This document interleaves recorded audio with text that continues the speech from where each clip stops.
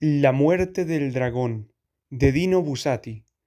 En mayo de 1902, un campesino del conde Gerol, un tal Joseph Longot, que iba con frecuencia a cazar a las montañas, contó que había visto en el Valle Seco un enorme bicho que parecía un dragón. En Parisano, el último pueblo del valle, existía desde hacía siglos la leyenda de que, en ciertas gargantas áridas, seguía viviendo uno de aquellos monstruos, pero nadie se lo había tomado nunca en serio. Esta vez, en cambio, la sensatez del hongo, la precisión de su relato, los detalles de la aventura repetidos varias veces sin la menor variación, convencieron a la gente de que algo debía haber de cierto, y el conde Martino Gerol decidió ir a ver. Él, por supuesto, no pensaba que fuera un dragón, pero bien podía ser que alguna gran serpiente de una especie rara viviera entre aquellos desfiladeros deshabitados. Le acompañaron en la expedición el gobernador de la provincia, Quinto Andrónico, junto con su hermosa e intrépida mujer, María, el profesor Inniramid, naturalista, y su colega Fustit, especialmente versado en el arte del embalsamamiento. El apático y escéptico gobernador se había dado cuenta desde hacía tiempo de que su mujer sentía una gran simpatía por Gerol, pero era algo que no le preocupaba. Al contrario, accedió de buen grado cuando María le propuso ir con el conde a cazar al dragón. No tenía los más mínimos celos de Martino, ni tampoco le envidiaba, a pesar de que Gerol fuera mucho más joven, apuesto, fuerte, audaz y rico que él. Pasada la medianoche, dos coches escoltados por 8 cazadores a caballo salieron de la ciudad y, hacia las 6 de la mañana, llegaron al pueblo de Palisano. Gerol, la hermosa María y los dos naturalistas dormían, únicamente Andrónico estaba despierto. Fue él quien ordenó detener el coche delante de la casa de un antiguo conocido, el médico Tadeit. Poco después, avisado por un cochero, el doctor, completamente adormilado, con el gorro de dormir en la cabeza, apareció en una ventana del primer piso. Andrónico, que se había situado debajo de la ventana, lo saludó jovialmente y le explicó el objetivo de la expedición. Había esperado que el otro se echara a reír al oír hablar de dragones, pero no fue así. Al contrario, Tadei movió la cabeza para expresar su desaprobación. Yo en vuestro lugar no iría, dijo resueltamente. ¿Por qué? ¿Piensas que allí no hay nada? ¿Que son todo patrañas? Eso no lo sé, respondió el doctor. Personalmente, creo que el dragón existe, aunque yo no lo haya visto, pero yo no me metería en ese lío. Me parece que es algo de mal agüero. ¿De mal agüero? ¿Eso significa que crees realmente en su existencia? Soy viejo, querido gobernador, contestó el otro, y he visto muchas cosas. Puede ser que todo sea un embuste, pero también podría ser verdad. Yo, en vuestro lugar, no me metería en ese lío. Además, tened en cuenta que el camino es difícil de encontrar y que el lugar está lleno de montañas infectadas donde se producen multitud de desprendimientos. Basta un soplo de viento para provocar una catástrofe, y no hay una gota de agua. Olvidadlo, gobernador. Id mejor allá arriba, a la Crocetat, y señaló una redondeada montaña herbosa que dominaba el pueblo. Allí hay liebres para dar y tomar. Calló un instante y añadió, yo realmente no iría. Además, en cierta ocasión oí decir que es inútil. Os echarías a reír. ¿Por qué habría de reírme? Exclamó Andrónico. Decidme, decidme. Pues bien, algunos cuentan que el dragón echa humo, que ese humo es venenoso y que un poco es suficiente para causar la muerte. A pesar de lo prometido, Andrónico soltó una gran carcajada. Siempre os he tenido por reaccionario, concluyó. extravagante y reaccionario. Pero esta vez habéis superado todos los límites. Sois medieval, querido Tadeit, hasta esta noche en la que volveré con la cabeza del dragón. Hizo un gesto de despedida, volvió a subir al coche y dio la orden de reanudar la marcha. Yuset Longot, que formaba parte de los cazadores y conocía el camino, se puso a la cabeza del convoy. ¿Por qué razón movía ese anciano la cabeza? Preguntó la hermosa María, que mientras tanto se había despertado. Por nada, respondió Andrónico. Era el bueno de Tadeit, que a ratos perdidos trabajaba también de veterinario. Hablábamos del Aftat episótica. ¿Y del dragón? Preguntó el conde Gerol, que estaba sentado enfrente. ¿Le ha preguntado si sabe algo del dragón? No, a decir verdad, no, contestó el gobernador. No quería que se riera de mí a mis espaldas. Le he dicho que hemos venido aquí arriba a cazar un poco. No le he dicho nada más. Al salir el sol, la somnolencia de los viajeros desapareció. Los caballos aceleraron el paso y los cocheros se pusieron a canturrear. Tadeit era el médico de nuestra familia. En tiempos, contaba el gobernador, tenía una magnífica clientela. Un buen día, por algún desengaño amoroso, se retiró a vivir al campo. Después debió de sucederle alguna otra desgracia y vino a encerrarse aquí.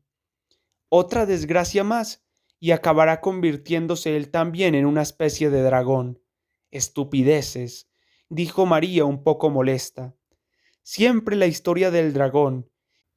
Empiezo a estar harta de oír siempre la misma canción. No habéis hablado de otra cosa desde que salimos. Pero si fuiste tú la que quisiste venir, objetó con irónica dulzura su marido. Y además, ¿cómo has podido oír lo que decíamos si no has parado de dormir? ¿Acaso fingías? María no respondió. Miraba inquieta por la ventanilla. Observaba las montañas que se iban haciendo cada vez más altas, escarpadas y áridas. Al fondo del valle se entreveía una sucesión caótica de cimas, casi todas ellas de forma cónica, desnudas de bosques y prados, de color amarillento, de una desolación sin par, abrasadas por el sol, resplandecían con una luz pertinaz y fortísima. A eso de las 9, los coches se detuvieron al acabar el camino. Una vez fuera del coche, los cazadores vieron que se encontraban ya en el corazón de aquellas montañas siniestras. De cerca se veía que estaban formadas por rocas de barro a punto de deshacerse y con desprendimientos aquí y allá. Mirad, aquí empieza el sendero, dijo Longo, señalando un rastro de pasos humanos que subía hasta la boca de un pequeño valle. Siguiéndolo, en 3/4 de hora se llegaba al burel, donde había sido visto el dragón. ¿Habéis traído agua? Preguntó Andrónico a los cazadores. Hay 4 garrafas, y también 2 de vino, excelencia, respondió uno de ellos. Creo que tendremos bastante. Qué extraño. Ahora que estaban lejos de la ciudad, en medio de las montañas, la idea del dragón comenzaba a parecer menos absurda. Los viajeros miraban en derredor, sin descubrir nada que les tranquilizara. Crestas amarillentas donde no se veía ni un alma, torrenteras que se adentraban a los lados, ocultando a la vista sus meandros, un enorme abandono.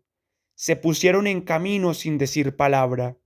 Abrían la marcha los cazadores con los fusiles, las culebrinas y demás pertrechos de caza.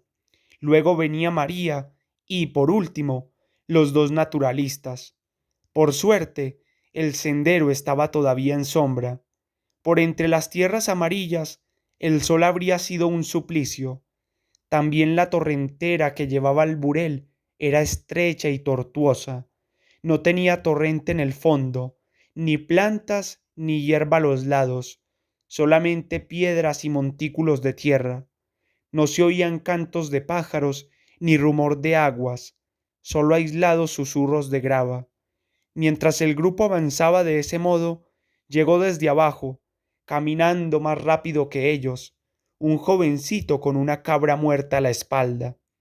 Ese va a ver al dragón, dijo Longo, y lo dijo con la mayor naturalidad, sin ningún ánimo de burla.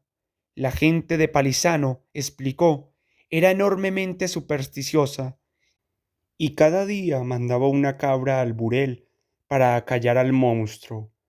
Los jóvenes del pueblo, por turno, llevaban la ofrenda. Si el monstruo dejaba oír su voz, acaecía una desgracia. ¿Y el dragón se come todos los días la cabra?, preguntó, jocoso, el conde Gerol. A la mañana siguiente no encuentran rastro de ella. Eso es innegable. Ni siquiera los huesos. Pues no, ni siquiera los huesos. Se la come dentro de la cueva. ¿Y no podría ser que fuera alguien del pueblo quien se la comiera?, preguntó el gobernador. El camino lo conocen todos. ¿Han visto verdaderamente alguna vez al dragón atrapando la cabra? Eso no lo sé, Excelencia, respondió el cazador. Mientras tanto, el joven con la cabra les había dado alcance. Jovencito, preguntó el conde Harold con su tono autoritario. ¿Cuánto quieres por esa cabra? No puedo venderla, señor, respondió el otro. Ni siquiera por 10 escudos. Ah, si es por 10 escudos, la cosa cambia, condescendió el jovencito. Eso significa que iré por otra, y dejó el animal en el suelo. Entonces preguntó al conde Harold, ¿y para qué quieres esa cabra? Supongo que no la querrás para comértela. Ya verás para qué la quiero, contestó el otro evasivamente. Uno de los cazadores se echó a la cabra al hombro. El jovencito de Palisano volvió a bajar corriendo hacia el pueblo. Evidentemente iba a tratar de obtener otro animal para el dragón, y la comitiva reanudó la marcha. Menos de una hora después de camino, finalmente llegaron. El valle se abría inesperadamente en un amplio circo salvaje. El burel, una especie de anfiteatro rodeado de murallas de tierra y rocas inestables de color amarillo rojizo. Justo en el medio, en la cima de un cono de tierra, había un agujero negro. La gruta del dragón. Ahí está, dijo Longo. Se detuvieron a poca distancia, sobre una terraza de grava que ofrecía un magnífico punto de observación, a una decena de metros sobre el nivel de la caverna y casi enfrente de ésta. La terraza tenía la ventaja de no ser accesible desde abajo, pues estaba definida por una pequeña pared cortada a pico. María podía quedarse allí sin ningún peligro. Callaron y aguzaron los oídos. No se oía más que el desmesurado silencio de las montañas, turbado por alguno que otro susurro de grava. Ora a la derecha, ora a la izquierda, una cornisa de tierra se rompía de repente, y finos regueros de piedrecitas empezaban a moverse, extinguiéndose lentamente, lo que hacía que el paraje tuviera un aspecto de ruina perenne. Parecían montañas dejadas de la mano de Dios que se deshicieran poco a poco. ¿Y si el dragón no sale hoy?, preguntó Quinto Andrónico. Tengo la cabra, replicó Gerol. Olvidas que tengo la cabra. Se comprendió lo que quería decir. El animal serviría de cebo para hacer salir al monstruo de la caverna. Comenzaron los preparativos. 2 cazadores treparon con esfuerzo una veintena de metros por encima de la entrada de la caverna para lanzar piedras en caso de que fuera necesario. Otro fue a depositar la cabra en el pedregal, no lejos de la gruta. Otros se apostaron a los lados, bien protegidos por enormes peñascos, con las culebrinas y los fusiles. Andrónico se movió con la intención de mirar. La hermosa María callaba. En ella se había desvanecido cualquier intrepidez. Con cuánta alegría se habría vuelto rápidamente atrás. pero no se atrevía a decírselo a nadie.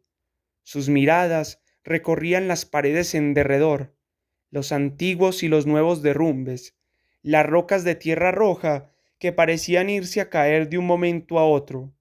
Su marido, el conde Gerol, los dos naturalistas y los cazadores le parecían muy pocas personas, poquísimas, contra tanta soledad. Una vez depositada la cabra muerta delante de la gruta, comenzó la espera.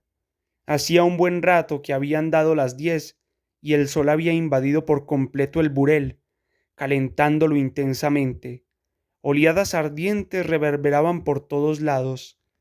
Los cazadores, para proteger de los rayos al gobernador y a su mujer, levantaron como pudieron una especie de baldaquín con las mantas del coche. María no se hartaba de beber. «Atención», gritó de pronto el conde Gerol, de pie sobre un peñasco, abajo en el pedregal, con una carabina en la mano y un mazo metálico colgado al cinto. Todos se estremecieron y contuvieron la respiración al ver que de la caverna salía algo vivo. «¡El dragón! ¡El dragón!», gritaron 2 o 3 cazadores. No se sabía si con júbilo o espanto. El ser emergió a la luz con un trémulo serpenteo, como de culebra. Ahí estaba el monstruo de las leyendas, cuya sola voz hacía temblar a todo el pueblo. «¡Oh, qué feo!», exclamó María con evidente alivio, porque se esperaba algo mucho peor. «Valor, valor», gritó un cazador bromeando, y todos recobraron la confianza en sí mismos. «Parece un pequeño Ceratosaurus», dijo el profesor Ingirani, que había recuperado la suficiente tranquilidad de ánimo como para poder pensar en los problemas de la ciencia. De hecho, el monstruo, de poco más de 2 metros de largo, con una cabeza parecida a la de un cocodrilo, pero más corta, un exagerado cuello de lagarto, el tórax casi hinchado, la cola corta y una especie de cresta flácida a lo largo del lomo, no parecía tan terrible. Más que su modesto tamaño, eran sus movimientos pesados, su color terroso de pergamino, con algunas estrías verduzcas, y la apariencia en general floja de su cuerpo, lo que disipaba el miedo. Todo su ser denotaba una vejez inmensa. Si era un dragón decrépito, casi al final de su vida. «Toma esto», gritó mofándose uno de los cazadores que habían subido por encima de la entrada de la cueva, y arrojó una piedra en dirección al bicho. La piedra cayó a plomo y alcanzó exactamente la cabeza del dragón. Se oyó con gran nitidez un tot sordo, como de calabaza. María reaccionó con repulsa. El golpe fue enérgico, pero insuficiente. Tras quedar unos instantes inmóvil, como atontado, el reptil comenzó a agitar el cuello y la cabeza lateralmente, en señal de dolor. Sus mandíbulas se abrían y cerraban una y otra vez, dejando entrever una hilera de afilados dientes, pero sin emitir sonido alguno. Después, el dragón descendió por la grava en dirección a la cabra. «Te han dejado atontado, ¿eh?», se burló el conde Gerol, que de pronto había depuesto su altivez. Parecía embargado por una alegre excitación, al saborear de antemano la muerte del animal. Un tiro de culebrina, disparado desde una treintena de metros, erró el blanco. La detonación laceró el aire estancado, despertó tristes resonancias entre las murallas de tierra, desde las que comenzaron a deslizarse un sinfín de pequeños desprendimientos. Casi inmediatamente disparó la segunda culebrina.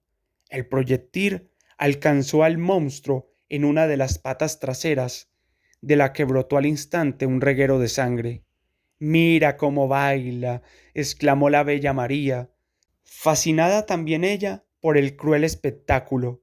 En efecto, con el espasmo de la herida, el animalito se había puesto a girar sobre sí mismo, estremeciéndose con lastimera desazón. La pata rota le colgaba detrás, dejando en la grava un rastro de líquido negro. Finalmente el reptil consiguió llegar hasta la cabra y asirla con los dientes. Ya iba a retirarse, cuando el conde Gerol, para hacer gala de su valor, se acercó a casi 2 metros de él y le descargó la carabina en la cabeza. Una especie de silbido salió de las fauces del monstruo. Pareció que trataba de dominarse, de reprimir el furor, de no emitir toda la voz que tenía en el cuerpo, que un motivo desconocido para los hombres le inducía a tener paciencia.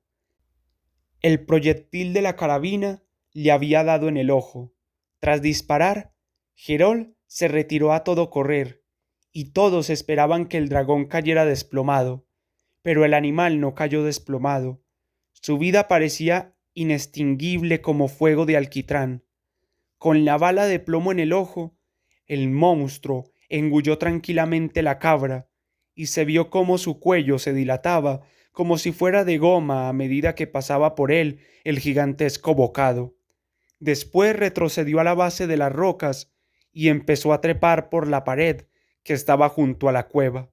Subía afanosamente, con la tierra desmoronándose a menudo bajo sus patas, ansioso de salvarse. Arriba se curvaba un cielo límpido y pálido, y el sol secaba rápidamente los rastros de sangre.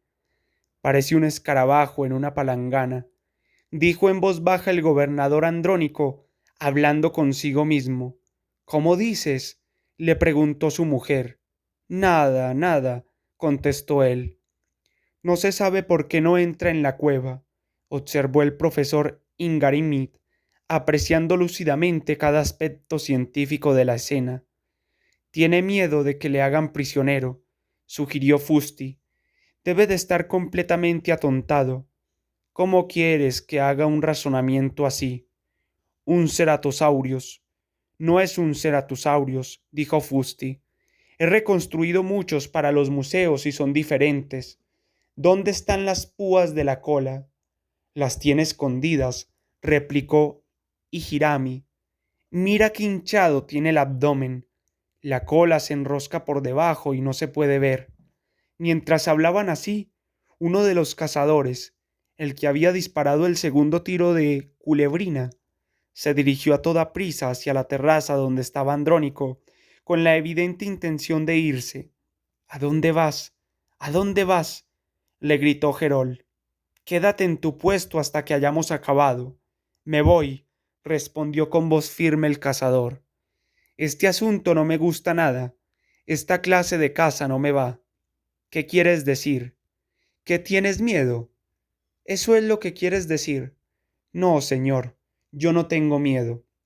Sí que lo tienes, te digo. Si no, te quedarías en tu puesto.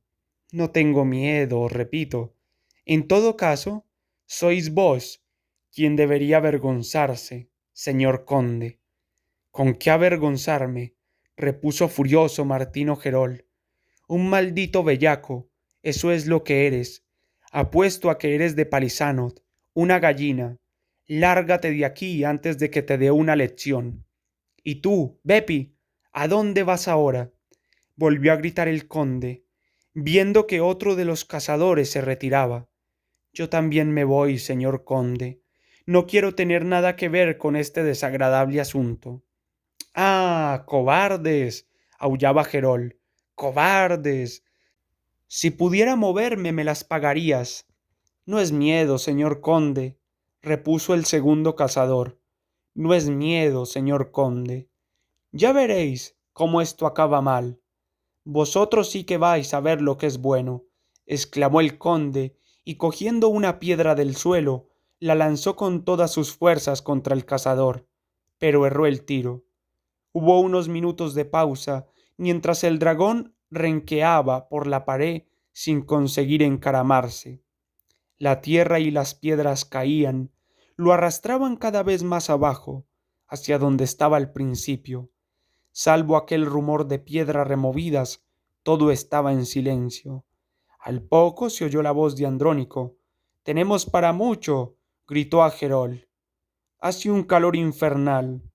Cárgate ya de una vez a ese bicho, aunque sea un dragón. ¿Qué sacas con atormentarle así?» ¿Qué culpa tengo yo de que no quiera morir? Respondió irritado Gerol. Tiene una bala en la cabeza y está más vivo que nunca. Se interrumpió al ver aparecer en el borde del pedregal al jovencito de antes con otra cabra a la espalda. Sorprendido por la presencia de aquellos hombres, de aquellas armas, de aquellos rastros de sangre y sobre todo por el afán del dragón que intentaba trepar por las rocas, el muchacho, que nunca lo había visto salir de la caverna, se había detenido a observar la extraña escena. Tú, chico, gritó Gerol. ¿Cuánto quieres por esa cabra? Nada, no puedo, respondió el joven. No os la vendo ni a peso de oro. ¿Pero qué le habéis hecho? Añadió, abriendo desmesuradamente los ojos al ver el monstruo sanguinolento. Estamos aquí para ajustar cuentas. Deberías estar contento. A partir de mañana se acabaron las cabras. ¿Por qué se acabaron las cabras?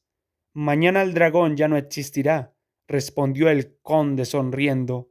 Pero no podéis hacerlo, exclamó el joven asustado.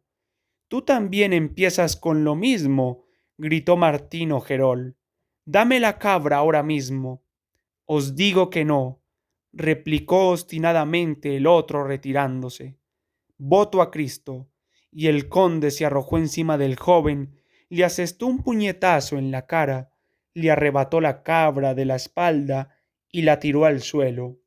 Os digo que os arrepentiréis, ya lo veréis, imprecó en voz baja el joven levantándose, porque no se atrevía a rebelarse. Pero Gerol le había dado ya la espalda. Ahora el sol incendiaba la cuenca y a duras penas se podía estar con los ojos abiertos. Tan deslumbrante era el reflejo de la grava amarilla, de las rocas, de la grava de nuevo y de las piedras. No había nada, absolutamente nada, donde poder descansar la vista. María tenía cada vez más sed. Beber no servía de nada. Dios mío, qué calor, se quejaba. Incluso la presencia del conde Gerol empezaba a molestarle. Mientras tanto, como surgidos de la tierra, habían aparecido decenas de hombres, venidos probablemente de Palisano al enterarse de que los extranjeros habían subido al burel. Estaban inmóviles sobre el borde de varias crestas de tierra amarilla y observaban la escena sin decir palabra. Ahora sí que tienes un buen público, intentó bromear Andrónico, volviéndose hacia Gerol, que trajinaba con dos cazadores alrededor de la cabra. El joven alzó la mirada hasta divisar a los desconocidos que lo estaban observando. Hizo una mueca de desdén y continuó con su trabajo. El dragón, extenuado, había resbalado por la pared hasta el pedregal y yacía inmóvil. Lo único que palpitaba en él era su vientre hinchado. —¡Listos! —dijo un cazador levantando con Gerol la cabra del suelo. Habían abierto el vientre al animal e introducido dentro una carga explosiva conectada a una mecha. Se vio entonces al conde avanzar impávido por el pedregal, acercarse a no más de una decena de metros del dragón, dejar con mucha calma la cabra en el suelo y luego retirarse desenrollando la mecha. Hubo que esperar media hora que la bestia se moviera. De pie en el borde de las crestas, los desconocidos parecían estatuas. Ni siquiera hablaban entre ellos. Sus rostros expresaban reprobación. Insensibles al sol, que había adquirido una enorme fuerza, no apartaban la vista del reptil, como implorando que no se moviera. Sin embargo, el dragón, herido en el lomo por un disparo de carabina, se volvió de improviso, vio la cabra y se arrastró hasta ella lentamente. Ya iba a alargar la cabeza y a aferrar la presa, cuando el conde encendió la mecha. La llama corrió rápidamente a lo largo del cordón, alcanzó a la cabra y provocó la explosión. El estallido fue mucho menos ruidoso que los disparos de culebrina. Un sonido seco pero opaco, como de tabla que se rompe. Pero el cuerpo del dragón salió despedido hacia atrás en el acto y se vio que tenía el vientre desgarrado. Su cabeza volvió a agitarse penosamente de derecha a izquierda. Parecía decir que no era justo, que habían sido demasiado crueles y que ya no había nada que hacer. El conde rió complacido, pero esta vez él solo. ¡Oh, qué horror! ¡Basta! Exclamó la bella María, tapándose la cara con las manos. Sí, dijo lentamente su marido, yo también creo que esto acabará mal. El monstruo, aparentemente exhausto, yacía sobre un charco de sangre negra, y he aquí que de sus costados empezaron a salir dos hilos de humo oscuro, uno a la derecha y el otro a la izquierda, dos finísimas y densas columnas de humo que ascendían con esfuerzo. ¿Has visto? Preguntó Ingiramit a su colega. Sí, he visto, confirmó el otro. Dos respiraderos de fuelle, como en el Ceratosaurus, los llamados opérculos amerianos. No, dijo Fusti, no es un Ceratosaurus. En ese momento, el conde Gerol salió de detrás del peñasco donde se había guarecido y se adelantó para rematar al monstruo. Ya estaba en el medio del cono de grava, empuñando el mazo metálico, cuando todos los presentes lanzaron un alarido. Por un instante, Gerol creyó que era un grito de triunfo por la muerte del dragón, pero después notó que algo se movía a su espalda. Se volvió rápidamente y vio, oh, qué escena tan ridícula, dos animalitos miserables que salían tropezando de la caverna y avanzaban bastante deprisa hacia él. Dos pequeños reptiles informes, de no más de medio metro de largo, que reproducían en miniatura la imagen del dragón moribundo. Dos dragoncitos, sus hijos, que probablemente habían salido de la caverna por hambre. Fue cuestión de unos segundos. El conde demostraba con creces su agilidad. ¡Toma! ¡Toma!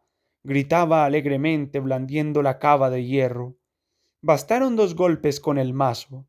Con gran energía y decisión, golpeó sucesivamente a los monstruitos, rompiendo sus cabezas como si fueran bolas de cristal. Ambos cayeron desmadejados, muertos. De lejos parecían dos cornamusas. Entonces los desconocidos, sin dar la menor voz, se alejaron corriendo cuesta abajo por los canales de grava. Parecían huir de una repentina amenaza. No hicieron ruido, no provocaron ni un desprendimiento de tierra, no volvieron la cabeza ni siquiera por un instante hacia la cueva del dragón. Desaparecieron tal y como habían aparecido, misteriosamente. Ahora el dragón se movía, parecía que nunca llegaría a morir, arrastrándose como un caracol, se acercaba a los animalitos muertos, sin dejar de emitir dos hilos de humo. Una vez al lado de sus hijos, se dejó caer en el pedregal, alargó con infinito esfuerzo la cabeza y se puso a lamer suavemente a los dos monstruitos muertos, quizá con la intención de devolverlos a la vida. Finalmente el dragón pareció hacer acopio de todas las fuerzas que le quedaban, elevó el cuello hacia el cielo, como no había hecho hasta entonces, y de su garganta salió, primero muy lento y después con una potencia cada vez mayor, un aullido indecible, una voz jamás oída en el mundo, ni animal ni humana, tan llena de odio que incluso el conde Gerol se quedó paralizado por el horror. Ahora se comprendía por qué no había querido volver a entrar en la cueva, donde seguramente se hubiera salvado, y por qué no había emitido ningún grito o rugido, limitándose a algunos silbidos. El dragón pensaba en sus dos hijos y, para protegerlos, había renunciado a su vida. Si se hubiera escondido en la cueva, los hombres lo habrían seguido hasta allí, descubriendo a los pequeños. Y si hubiera levantado la voz, los animalitos habrían corrido fuera para ver qué pasaba. Solo ahora, que los había visto morir, el monstruo lanzaba su aullido infernal. El dragón demandaba ayuda y pedía venganza para sus hijos. Pero ¿a quién? ¿A las montañas quizá, áridas y deshabitadas? ¿Al cielo sin pájaros ni nubes? ¿A los hombres que lo estaban torturando? al demonio tal vez.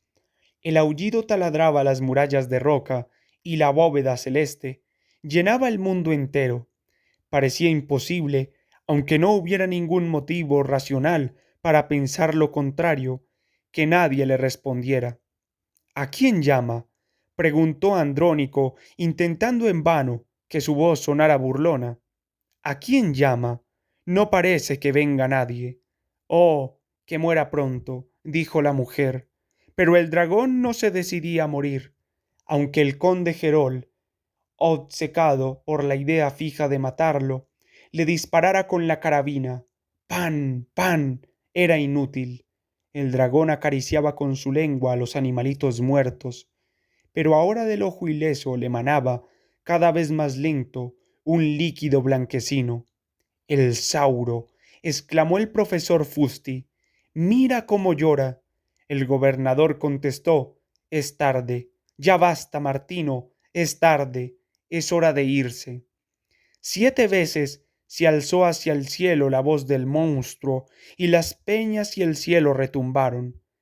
La séptima vez pareció no acabar nunca. Después repentinamente se extinguió, cayó en picado, se hundió en el silencio. En la mortal quietud que siguió se oyeron algunas toses. Completamente cubierto de polvo, el rostro demudado por el cansancio, la emoción y el sudor, el conde Martino, tras arrojar la carabina entre las piedras, atravesaba el cono de cascajo tosiendo y se llevaba una mano al corazón. ¿Qué pasa ahora? Preguntó Andrónico con semblante serio, presintiendo algo malo. ¿Qué te ocurre? Nada, dijo Querol tratando de que el tono de su voz fuera jocoso. Se me ha metido dentro un poco de ese humo. ¿De qué humo? Gerol no respondió, pero señaló con la mano al dragón. El monstruo yacía inmóvil, con la cabeza abandonada entre las piedras. Se habría dicho que estaba bien muerto, de no ser por aquellos dos sutiles penachos de humo.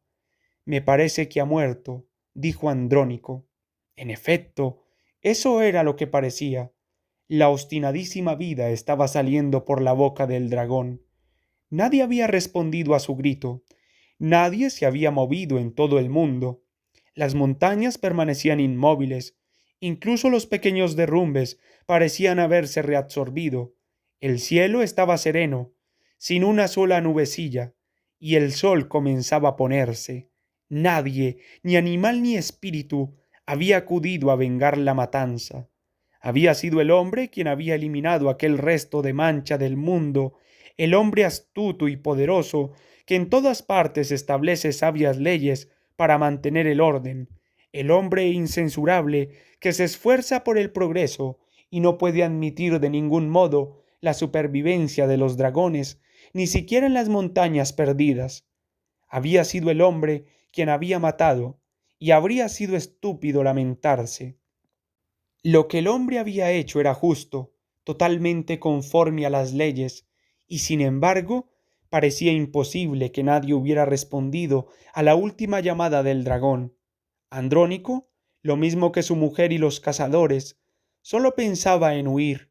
Incluso los naturalistas renunciaron a realizar el embalsamiento con tal de alejarse rápidamente de allí. Los hombres del pueblo habían desaparecido, como si presintieran alguna maldición. Las sombras subían por las paredes ruinosas. Del cuerpo del dragón, armazón apergaminado, se elevaban ininterrumpidamente dos hilos de humo que se retorcían lentamente en el aire estancado. Todo parecía haber acabado, un triste incidente que había que olvidar y nada más. Pero el conde Gerol seguía tosiendo y tosiendo. Agotado, se hallaba sentado en una gran piedra junto a sus amigos, que no se atrevían a hablarle. Incluso la intrépida María miraba hacia otra parte.